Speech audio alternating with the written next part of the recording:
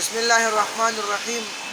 یو مرګري پوښتنه کړې وه او یو وظیفه غوښتې وه چې بېروزګارۍ باره کې وظیفه پکار ده. یو وظیفه در کومه سورې آل عمران 3 نمبر سپاره کې دغه آیات شته او موجود دی.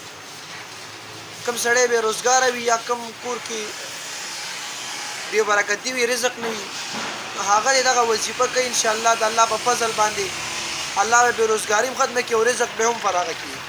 حسب الله ونعم الوکیل دغه 3 سپاره کې موجود ده او هر ورځ به 339 پیری وي، یعنی 300 یو کم څلوېښت.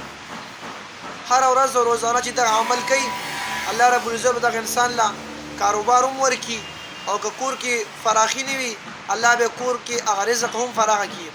نو هر ورځ 339 یعنی 300 یو کم څلوېښت پیری چې دغه وظیفه کوي روزانه، نو الله رب العزت به دغه کور کې به برکت هم راولي او بېروزګاري به هم ختمه شي. څوک بېروزګاری دغه عمل دی کوي هر ورځ، نو الله نه امید دی انشاءالله تعالی چې دغه کس الله په روزګار کې او دغه کور کې چې کوم رزق نه وي الله به د رزق هم ورکړي.